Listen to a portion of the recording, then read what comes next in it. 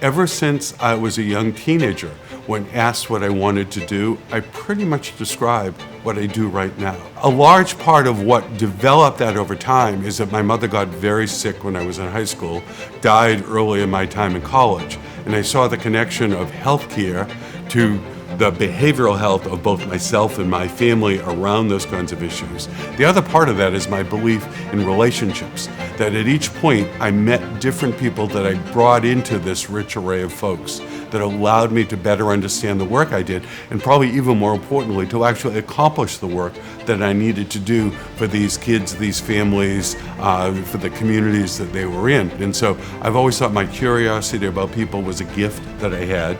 I appreciate that gift, and I really wanted to always develop that gift, and I still want to develop that gift. It's really important to want to know more about why and how we can do things. One way of thinking of those challenges are people, places, and things.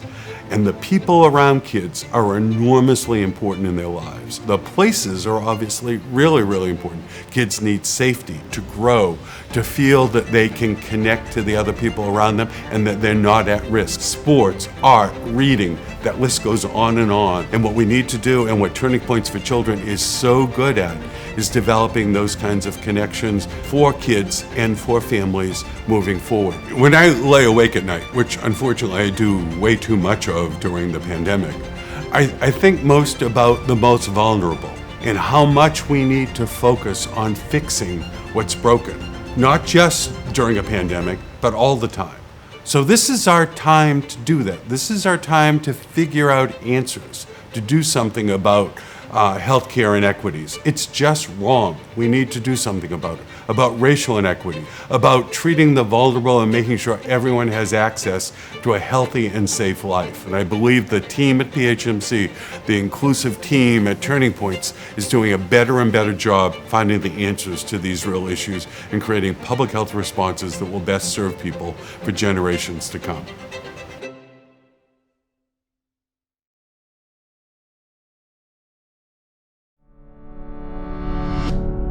You know, one of the things that I'm most hopeful and I would say also most excited about is the opportunity to really make a difference with some of the economic inequities that exist in the city. I love this city, very proud of our role in Philadelphia. We've had problems before the pandemic, and we also know that some of the issues in the pandemic even heightened some of the challenges that we have in the city.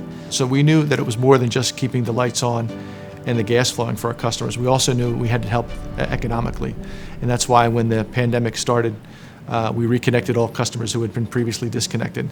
In addition to just reconnecting them, we had conversations with them about payment arrangements and how we could provide them with grants, connect them to other social services that could help them stretch out their payments over long periods of time. Our customers are hurting, whether through their health risks or whether through the economic risks, and we wanted to be one thing that they didn't have to worry about.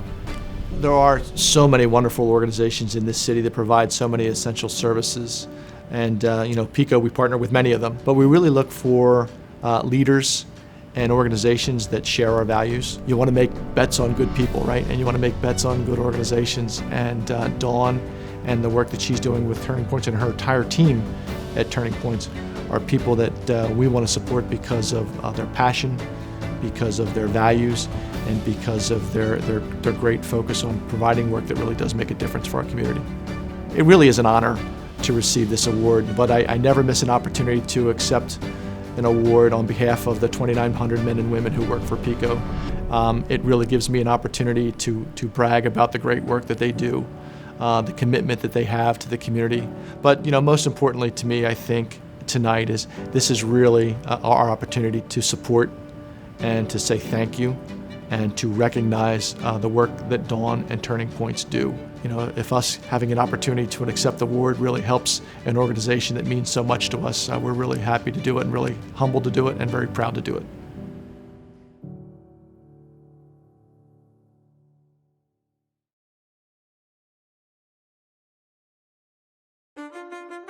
So Sky Blue Media is a multimedia communications agency that I founded 10 years ago after being a television producer and a magazine producer. I've always been an avid storyteller, and I wanted to be able to set up an agency where I could do storytelling on behalf of other brands. I think people can be more effective in giving more voice and more opportunities to vulnerable communities by first listening to what some of the challenges are and being able to follow through on plans. I think the world is starting to wake up to the voices and the thoughts, the ideas and the innovation that comes out of young people, especially Generation Z, who is aimed at really changing the world.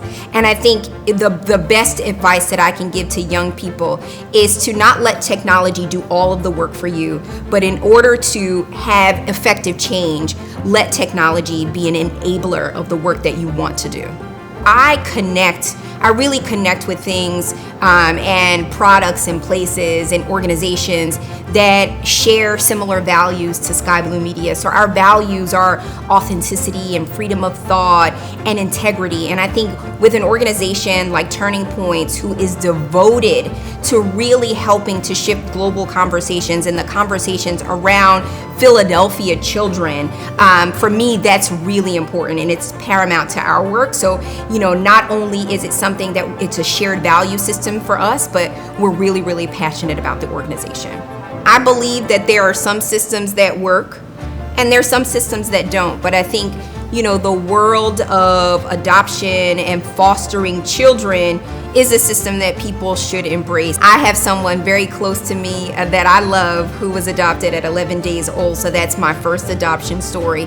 So, I think sometimes, folks have personal empathy and collective empathy, and I think when you have experience where you have firsthand experience and you've shared stories with people, it's your responsibility to tell those stories, whether you're working with an organization or not, so that we can build a collective empathy.